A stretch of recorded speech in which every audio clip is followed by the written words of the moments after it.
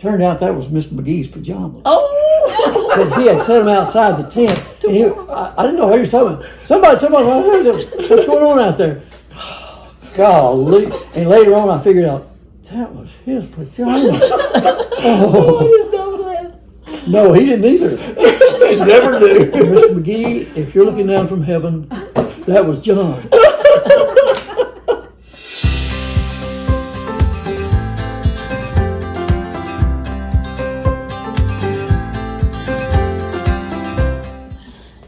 It's been a blessing. I sure have. We've led a very blessed life. We have. Goodness sake, look around the world. Jeez. I did want to mention that John and I were both in the high school male chorus. I don't know if this was mentioned before, but our director, John McGee, started the a cappella choir in Brazosport schools. He got there about 1 year before we did, and he started all this stuff. He taught junior high choir and high school choir, and then finally he just dropped out of junior high and just had high school. But when we went through, he was junior high, and I think He also did Lake Jackson and Velasco. Yeah, they were separate too. Yeah. Well, and so he would take to build it up. He got the football boys and the popular kids and the swim team or whoever he could that was the leaders of the school into the choir. Yeah. And so it was a thing to be in there with the studs and the most popular and all that. She was the one of the most popular. And she played for it. The high school choir. The ninth grade was in the junior high. Yeah. Even though your grades counted on high school. And the high school then was 10, 11, 12. And she was most popular in the 10th grade, most popular girl, most popular, most popular in the 11th grade and the 12th grade. No, that's when you're most popular. It was sophomore favorite, junior favorite, and then most popular in senior year. In a school of like 2,000 students. And the year after she graduated, she wasn't popular at all. As I was saying, he had this male chorus, which was just the boys in the choir. They could get their parents' permission and all this kind of stuff, and plan and work up all these songs and go on tour outside the district all the way up to Colorado on a bus and camp outside. Yeah. And we had a pickup truck behind us that had it was a chow wagon driven by an ex-member of his choir, during the summer. During the summer, we would pitch our tents. We would make fireplaces. We had all of us had our assignments. You're on cleanup. You're on this, that, and the other. So we all had our duties. And I remember when I went, two things I remember in particular. One was when my duty was not immediately. It was later on. So while they were fixing it up, getting the rocks together to make a fireplace and all that stuff, and there was all this cussing going on. I remember going up a little rise to the side, and I looked up, and there was this gorgeous light blue tip of a mountain and I thought, good night, look what God, and I could hear all the cussing going on amongst the kids. I think, gosh, all we got to do is look up and look what's around us here. God, forgive us. Listen to this stuff. God, you don't hear this. Please forgive us. Anyway, I remember that, and I also remember another scene from that same trip. I had pitched my little pup tent in the backyard to see how it would protect me from the weather, to know how much cover to take for night. And it was pretty dang warm, so I didn't take much for that night. So when we went there, I found, there's some rags sitting out there. So I took those rags and put them, what I do with them, I guess I put them on hot bricks or something so it would warm up something. And it turned out that was Mr. McGee's pajamas. Oh! But he had set them outside the tent. And I didn't know what he was talking about. Somebody told me, what's going on out there?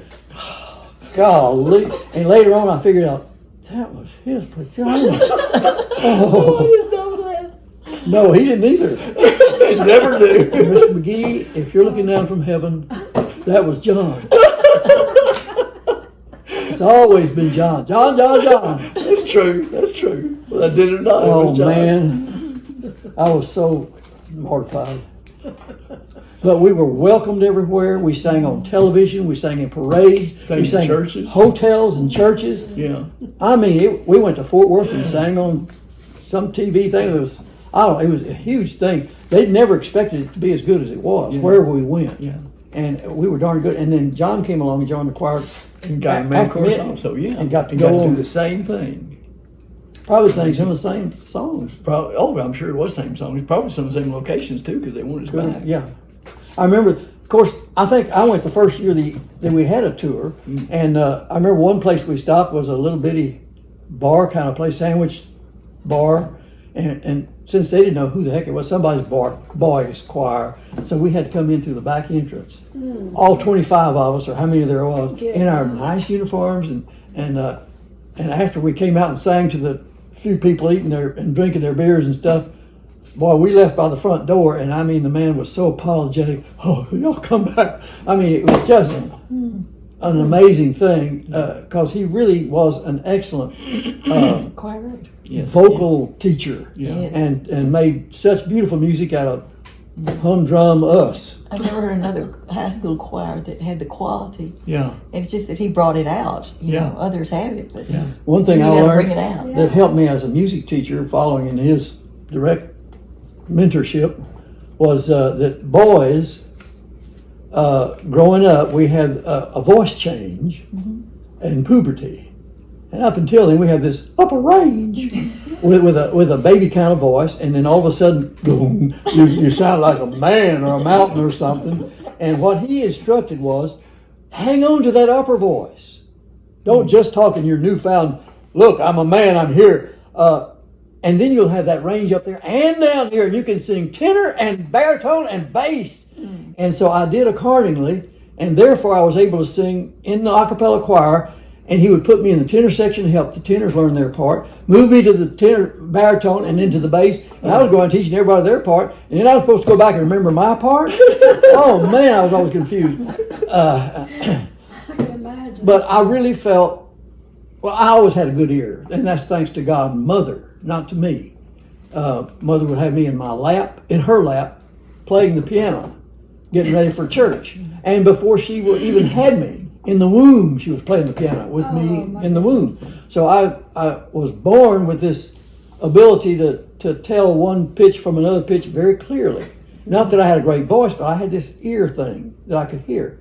In fact, when I was in North Texas taking music lessons and music appreciation, all that kind of stuff, the teacher there called me Big Ear, because I was able to, he had a nickname for everybody, even for Porter was in that room in that class with me, Jimmy Porter. And I loved that teacher so much that I invited him to be in my wedding in Dallas, Mr. Gardner. Precious Bet you man. like that. Oh yes. And Well, people talked a lot about his good ear, and they were very, very nice not to talk about his other ear. this is the good one. Oh, Margaret, you've had to go through a lot. haven't you? She has. You guys. Talking about singing too. This was back in when we moved to Dallas, and Daddy had started that church, and it was this little house. And the choir, we had about 10 people in the choir or something, 10 or 12, and the 3 of us would be there. And I remember one Sunday, I don't know what happened. Somebody said something funny just before church started. And have you ever tried not to laugh?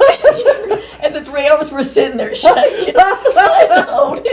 It was so awful. Oh my gosh, it was hard. I was wondering if y'all would remember. Cause it was just, we're trying so hard not to. It makes it double worse. Yes. Sure.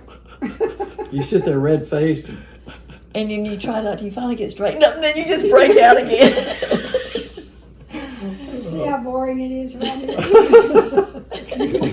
Okay, so I remember a story about Margaret had a date who had come to pick her up, and then Richard was going to go pick up his date, but he didn't realize that Margaret's date's car was in the driveway. That was in Dallas. Was it? Oh, Okay. yeah. And you backed up What? and knocked it Wham! across the street. The other car was rolling backwards down the driveway. Yes.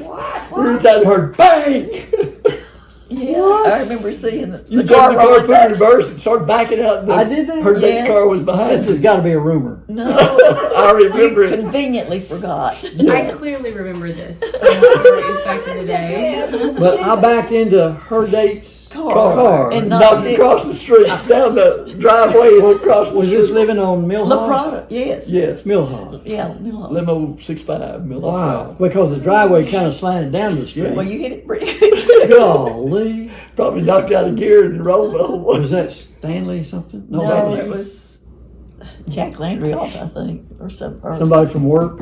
Yeah, he Probably. was Well, Margaret worked for Sherwin-Williams for Yeah. a while in Dallas, when we were living in Dallas, as did Mother. The same time, the same company. Yeah. And I thought that was pretty unusual. Yeah. Sherwin-Williams Paint Company was pretty close to where we live, and they would go to work there. John would go to work at the park across the town. Oh, it was where I worked in the park. Okay. Is that when And, you worked at the place north of? That was when they kicked me out and I was homeless under a bridge.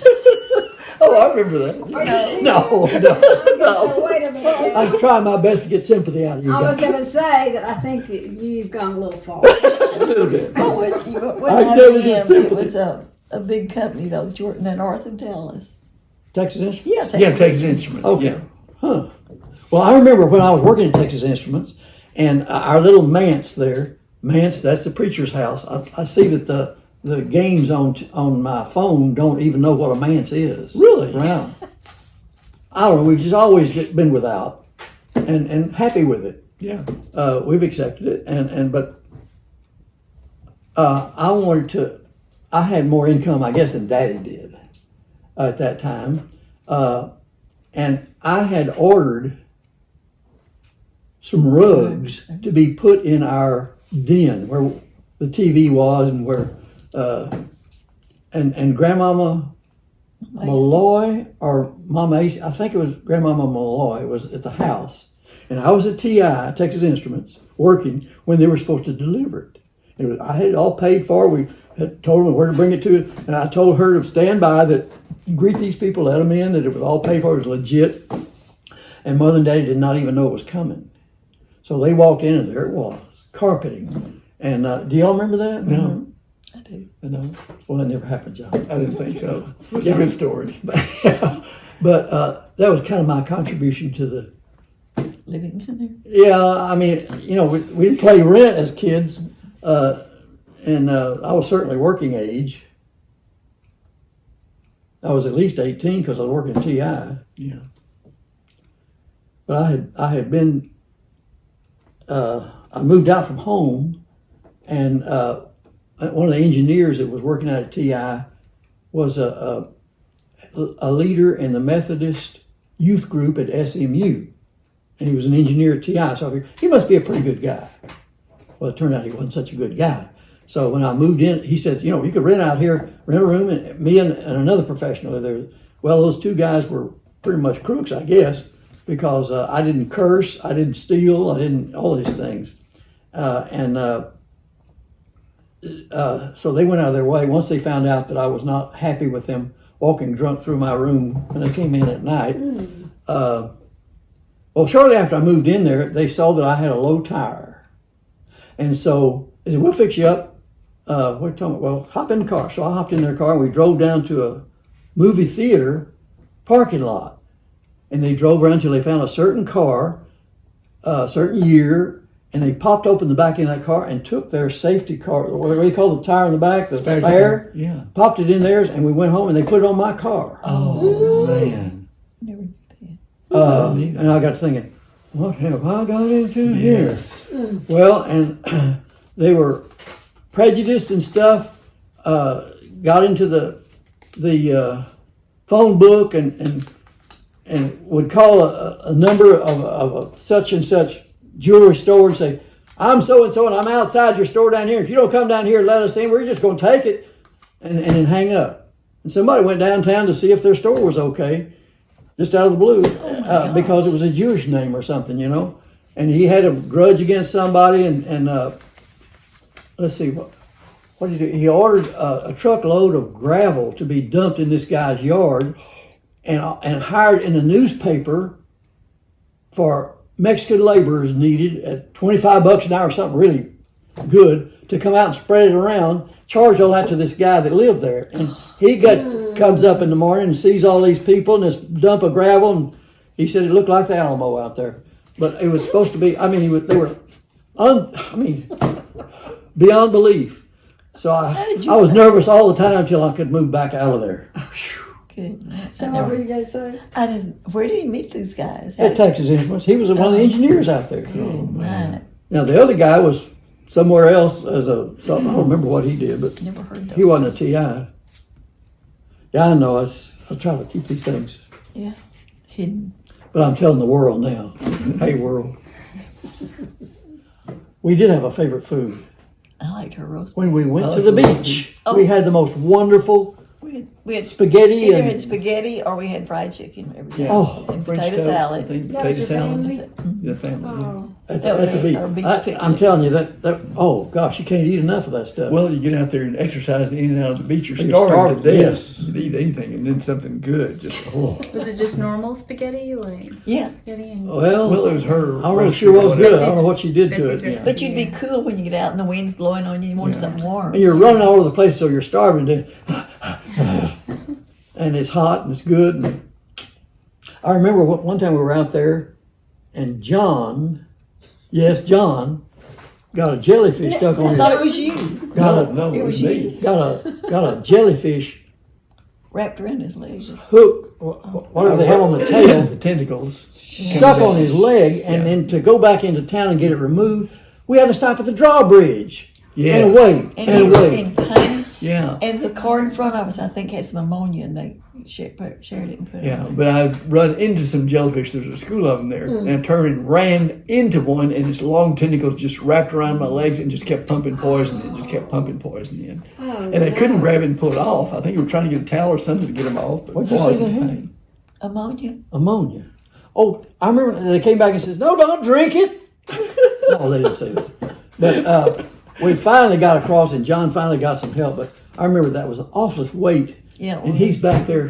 Oh, Cars geez. in front of us waiting for the drawbridge. to Yeah, move. and the tugs pushing the barges Did through he- and way, did he- and they're going this fast. Good And then start. finally the drawbridge goes back down. Then you got a line of traffic in front of you. This 5 miles into Freeport. Another time, Oh, remember two lanes. we would take inner tubes and go out kind of far and then float back in on them. And once we threw the inner tube back and watched it come back, then once he threw it out and it didn't come back, it That's just kept right. going. So we decided we weren't going to do that Never anymore. saw it again. That's right. Guess not. We call it jellyfish, not jellyfish, crabs. Remember going Crab. crabbing? Yeah. Well, they talk about how That's a true. wonderful experience it is to go swimming in the surf, but there's jellyfish, there's tar balls, You step on shells. seaweed, and all So these we wrap around your suspicious thing and things. it's a Portuguese man of war. Oh. And of course, there's a wonderful smell always, and it's always blowing sand. It wasn't always. But it was always fun. Oh, We yeah, always yeah. look forward to it. But I mean, it's not like it is in the movie where Yeah. Yeah. it's got its drawbacks, but it's also And marvelous. not all beaches are. Yeah, they're not all free. That's true, yeah. Well, the Atlantic Pacific, we were on the Gulf Coast. It was very, very different and warm there.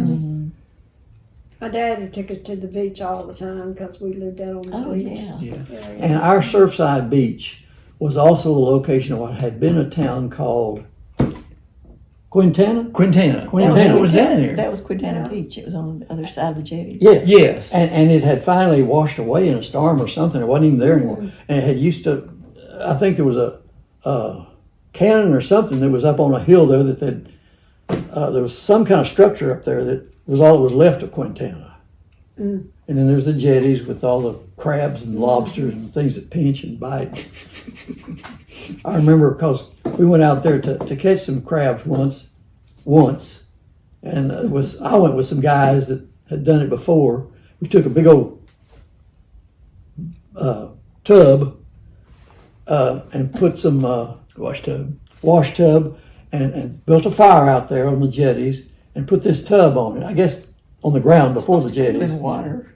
Huh? You're supposed to cook them out in water. Yeah, so we got it real hot, and then you go out and catch. Well, we had stopped at a butcher shop going out there and got their leftover cuts of fat Hmm. for bait, and then we would string around it, You drop it down. and then you grab come it. around and net up the crabs that were out there. Oh, those, yes, and it would take that live crab and drop it in that boiling water and watch it turn red.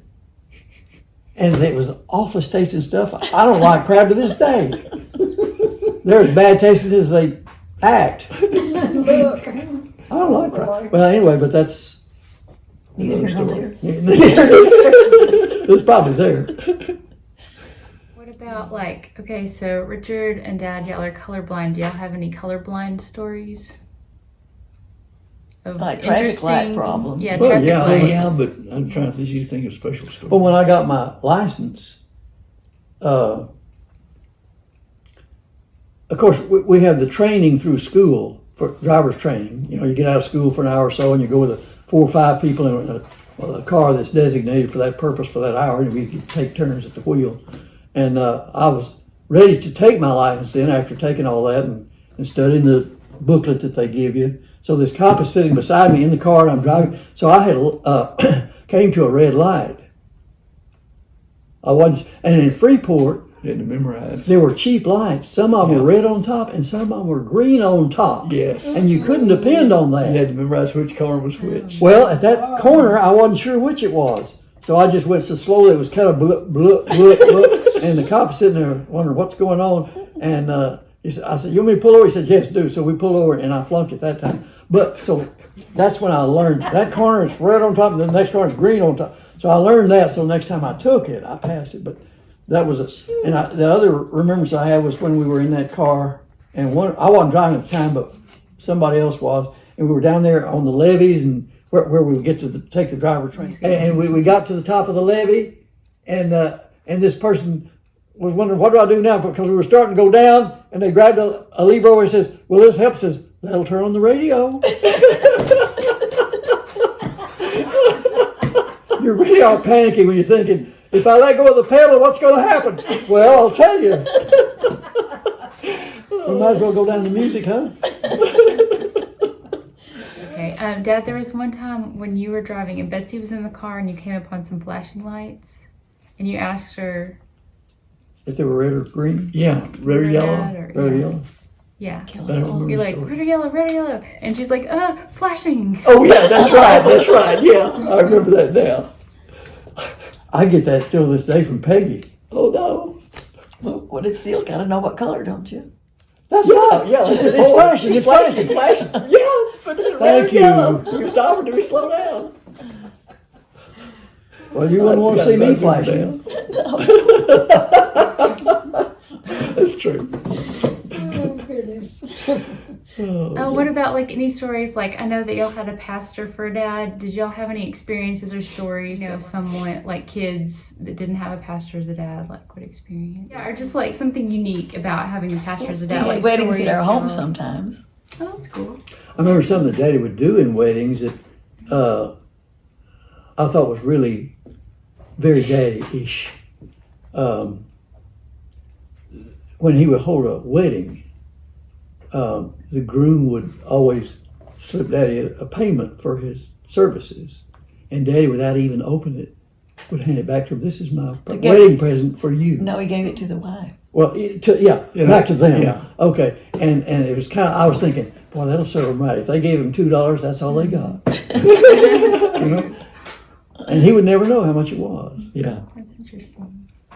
Very something that Jesus would do, I thought. Yeah.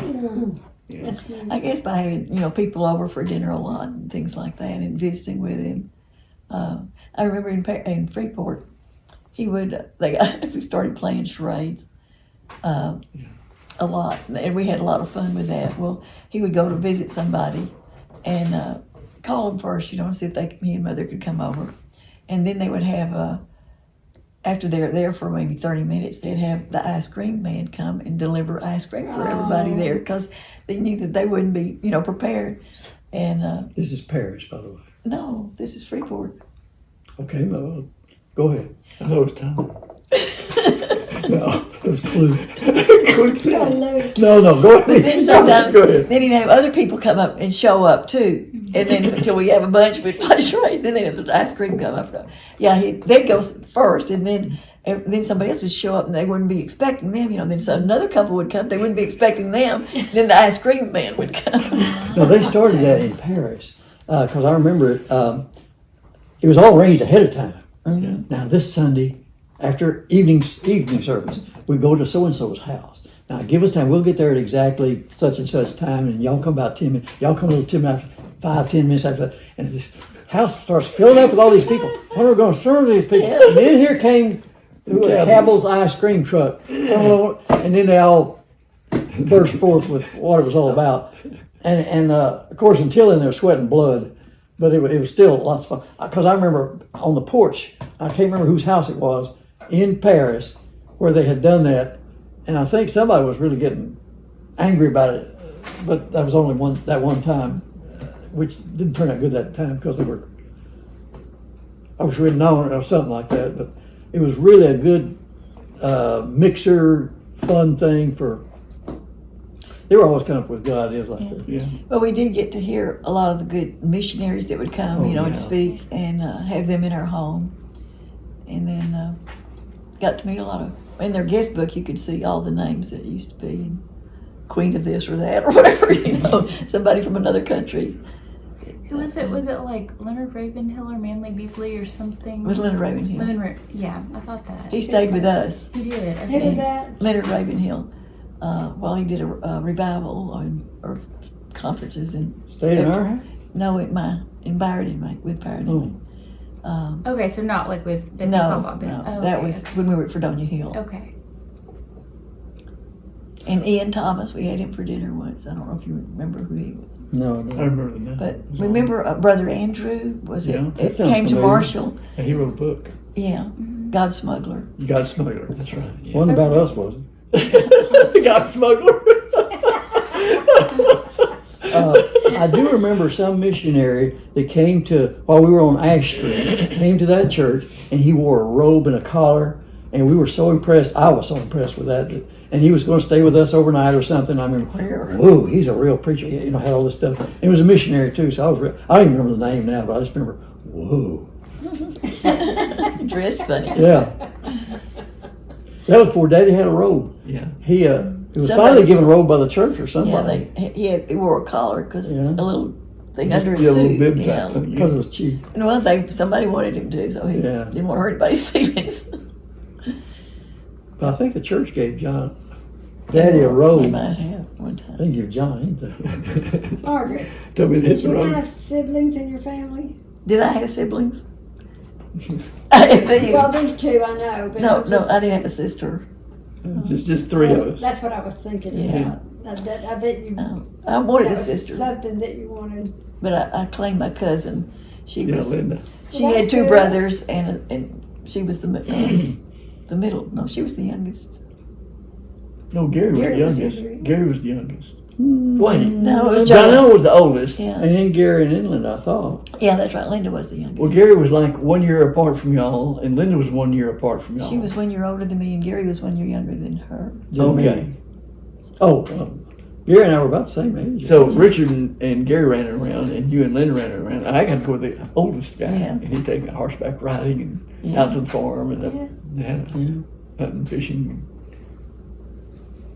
The good times, good times. Those cousins in little old Mount Ida, Arkansas, it was really a nice picture for me because it was country life.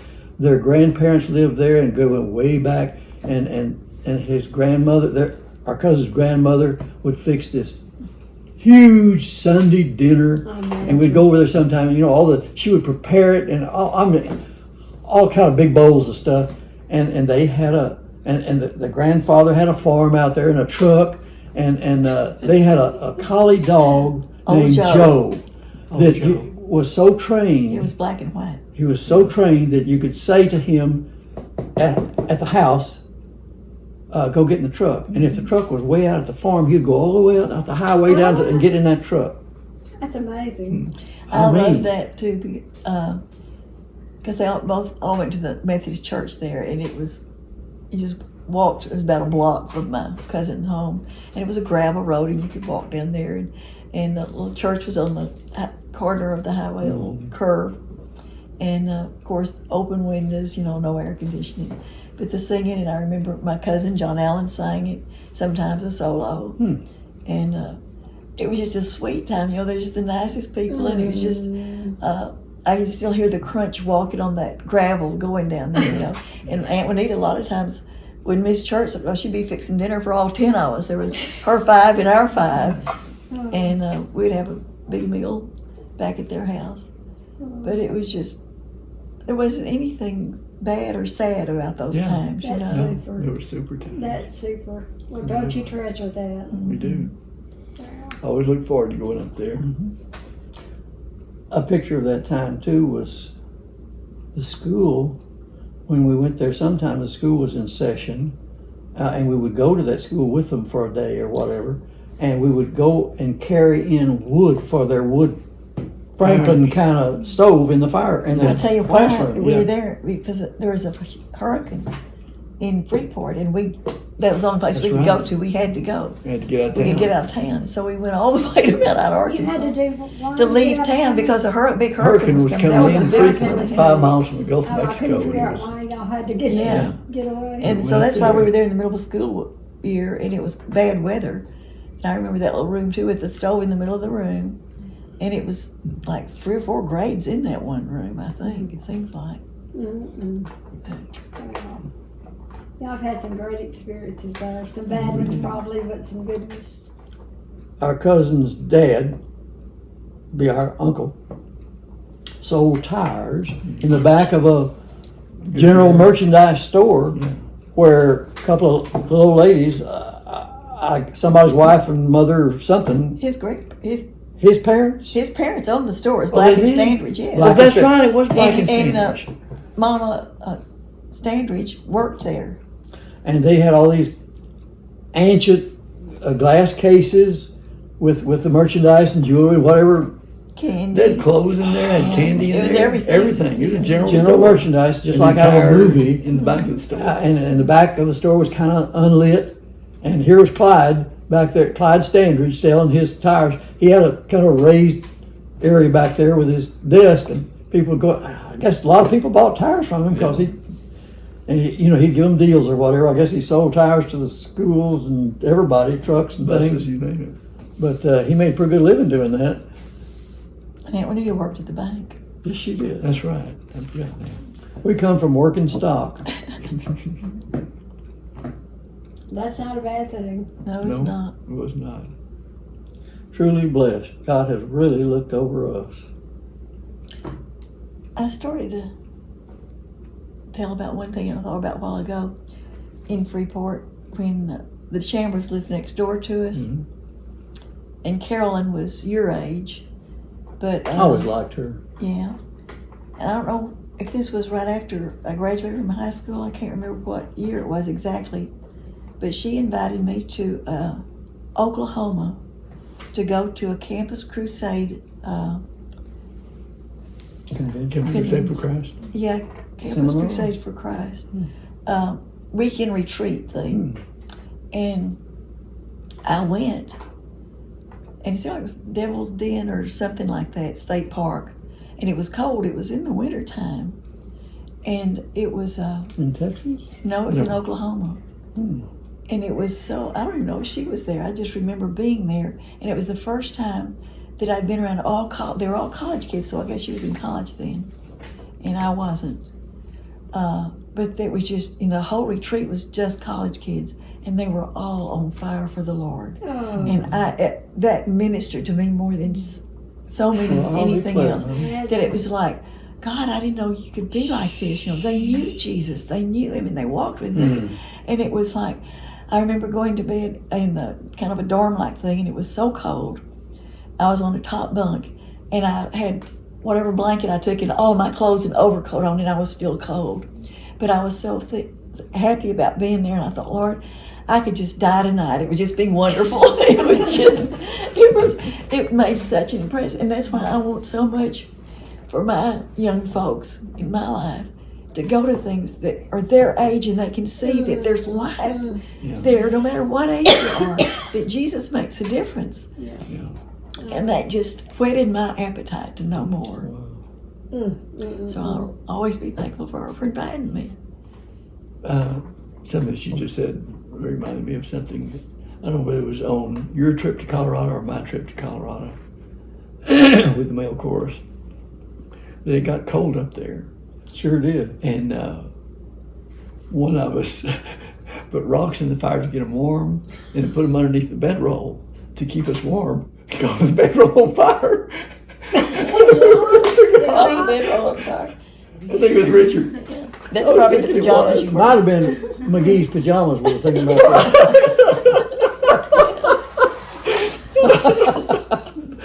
But I don't know anything about that. Oh man.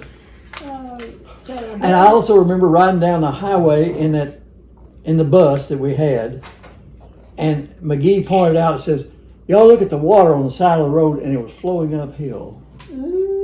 He says, "We've been going up and down so much that you've forgotten which way we are right now, and you may think we're going up, but look, we're going down. See that water? We're going this way." Golly. Huh. And we felt, holy cow, it is flowing uphill. It's deceiving, wasn't it? Oh, those are good times. Good times. Do any of y'all remember, like, when you got saved, kind of like your salvation story? With me, it was, I didn't, we always knew Jesus Yeah. and about him and believed what we were told. Yeah. But I don't think I had a personal, really, One time thing. Same here. now. Me too. But it was a growing thing, Yeah, I it think. was- And then that conference helped me to know that he's real now. And there was a little story they told there, or a booklet or something I remember getting, on how God wants every room of your life and how he goes to each one, you know. And I gave that when I went to Arkansas at a prayer meeting time or something in the sorority house. And then they made me chaplain after that. That'll teach you. That's one story. But anyway, it made me grow a little more. And then it wasn't until we were married. I still, it was more of a head knowledge. And then the early 70s, we started hearing about the Asbury revival in the 70s. And the lady, I think her name was, I thought of the other day, and I can't remember it. Anyway, she came to Marshall, and they had lay renewal started then, and people were giving their own testimonies. Was of it a that. Chinese lady? No. Norland. No. That's who I was thinking. No, but people from other churches, other towns would come and stay several nights in Marshall and homes, and they would have meetings at night at the church, and then there would be afterglows in the homes, and people would tell their own experiences. And it was so eye-opening to hear how God is working in each of their lives, and it's a personal thing, and you can know him. And we started going to more of those things, and I got into called a believers meeting in Nacogdoches that the Boxes told me about. There were groups that met in homes, and then there were so often there was a preacher that would come, and we met in the Methodist chapel down across from the hotel, and it was just all denominations, and it was the best preacher. I felt like every time I went, he was just speaking to me. It was like God speaking to me, and it was in one The of Fredonia Hotel? across the street, where the Methodist church is. They have a little chapel there on that side of it. And then it was after Jimmy, I don't know, by the time Jimmy Russell died, somewhere in there. So it was 71 or 72 or 73, something like that. And I had heard about speaking in tongues and all that, and wanted to know Jesus in a deeper way, and to know him in my own life. And I was there, and they called people to the altar to pray for whatever you wanted to. And I'd already been asking him for that, but out of my mind. And I was praying for Rick's eyes because, he had one that's got eye problems. And I went up to pray for that. And when the preacher, there's a lot of people kneeling around the altar, and he went and prayed for each one. And even before he got to me, I started speaking in tongues. Really? And I couldn't believe it. And I went home that night. Byron hadn't gone with me. I was by myself. And I remember just getting down on the kitchen floor till 3 o'clock in the morning and just praying. It was just so good. My goodness. And I know he's real and I know he's here. But what I want now is to know how to pray for healing. Yeah. And that's what I'm trying. I want to believe so bad that he will. And everything I read says that he will. And he's promised, and I don't see where he turns anybody down. Even Paul might not have been a flesh thing. It could have been the people he had to face were a thorn in his side, the tragedies he had to go through, the ups and downs, and all the things he had to face. So nowhere else does it tell that he said no to anybody that asked. That he did it. He's all powerful. He says, believe me. If you believe, you will receive what you ask for. And I keep reading all the scriptures. And I say, God, why do I ever lack confidence? Because it's not in me, it's in him. Yeah. And right now I'm praying for Mary Beth. Tomorrow morning she's having a tumor removed, and they're going to look for lymph nodes and see if they're all right. And she's had high blood pressure, worrying over this for 2 weeks. And so I prayed this morning and said, God, I'm just believing you're going to heal her. And I'm thanking you now. So I don't know how to judge that, but I think it's a growing thing. I guess all your life you never really know where to stand. I remember talking with Carolyn Bach. She said she had personally seen some miracles happen. Oh yeah, just I last haven't week. that I know of, but Yeah, she said last she week has. even. Oh yeah. What happened last week? Well, in our prayer meeting at ladies group, one of the ladies said one of her friends was in hospice and wasn't saved, and we just had all kinds of things wrong with her. And the next day, last Friday, this friend Lucy asked Carolyn Box and Carol Boyette to go with her to pray for her. And so they started off and asked her if she was saved, if she knew Jesus. And she says, oh, yes, I know Jesus. And Carol Boyette had a check in her spirit about it, and she kept asking her questions. What? A check. Her She just spirit, something that yeah. just Didn't didn't jive. sound. There's something the matter. She wanted to investigate. So she kept asking her questions and realized it was just head knowledge only. She knew about him. She knew everything. Believed he's the Son of God, but yet she didn't have that personal relationship. So they led her in a prayer, and she repented of everything, whatever, and accepted him as Lord, and said after that prayer she just came alive. She just was changed dramatically. Wow. And Carolyn said over, I don't know if it's just me or y'all feel it too, but she seems stronger. And she said, yes, I am. Look, I can breathe. And she was standing up and called her husband over and says, look at me. And so she was saved that day, and Wow. but there's other things I know, Carol, they've been in on seeing people delivered from demonic things. Yes. She always is there. But I tell you, in this Smith Wigglesworth devotional book I have, I'm on my 3rd time through it, that it just strengthens my faith so much, because this man, everything he says is biblical. And he's raised people from the dead. He has prayed for people who were dying, who had just all kinds of things. And he just believes, and he goes in, and sends everybody out. If you don't believe, get out. He says, some people, he was praying for one woman, and 2 or 3 people were praying also. And he said it was just tearing him down, listening to them praying. They just had no faith. And so he just couldn't wait for them to get through so he could tell her. Listening to their prayers. Yeah. Good. But Super.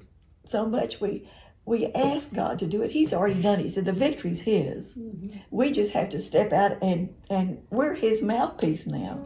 We just have to step out and stand on what he's already done, claim it, and thank him for it. That's so I don't. Well, that's a great story you just told. But anyway, We're talking about Carolyn and seeing yeah. personally. But God miracles. still has us growing, I think, all the time. And I'm sure not where I want to be, but I'm better than I was 10, 15 years ago, Well, I was 30 gonna years say, ago. it takes us a while to get there, doesn't it? Yeah. Yeah. But there's some things that he says you can do, and I just don't want to stop where he wants to go. And it's hard to know. Yeah. It sure That's the does. kind of thing I want to pass on to my grandchildren. Mhm. Is God is real. He's involved in our lives. If we let him, he wants to, and his ways are best. Mm-hmm. We just have to keep looking to him. Yeah. That's all. Mm-hmm. I pray for our future generations, and Yeah. for the country now and its future in this world. Of course, there's nothing for sure about the continuing of America as America, No, we can't look to politicians and but all. that's right. But you got to keep saying, well, God says, don't be anxious about anything, and that's where we have to leave it in His hands. Yeah. He'll see us through. Mm. Like they say, I'll see you here, there, or in the air. So So, like in closing, is there anything you would want to say to, like about memories, or just to encourage or guide in faith, like your kids, grandkids, future generations? there's a lot I like to say, but I don't know. Trust in the Lord. Yeah, trust in the Lord. Stay close to the Lord. He's the only way through. He is the way, the life, Truth. the truth. But it's so easy to get the world pulling you the other way, and your Sure own. is. Sure is. I mean, it's out there running for you, trying to grab you. Mm. Every little deception, and it is nothing but deception, Mm. because the only real thing is the Lord and what He's got prepared for us ahead. We've got to look. Don't look at what's now. Look at what's coming, and what lies ahead in eternity. And We have a whole it's, spectrum of choices. A whole spectrum. And try to discern what God's path is. And that's what you need to Focus on. have ahead of you and follow that. shut out the other things in your mind. Even it's hard to have thoughts. I mean, they can come to you, but you have to be able to say no to those, and that's not of God, and just listen to what He says. Because you can't go wrong then. Mm. But that's what real happiness is. Remember that song, Happiness is to know the Savior, living a life within His favor, having I have to sing it, but I'm not going to sing it. Well, I'm not speaking this as a holy person telling you this is how it is, but this is what I have discovered, is keep your eye on the Lord, because He's out there amongst all those other choices. Mm-hmm. You can determine your own focus, Mm-hmm. and you're responsible for your own focus. So be careful what you do with your focus. Yeah, because we have to learn the hard way sometimes. Yeah. And that's the reason we're older. I was gonna say, We've more learned a often- lot. More often than not, we have to learn the hard way. For some reason, He's letting all three of us still walk around on His earth. Yeah. That's right. Because He's not through getting straightening us out. Yeah.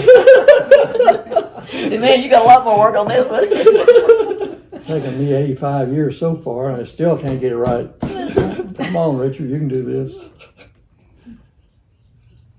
Well, you've come this far.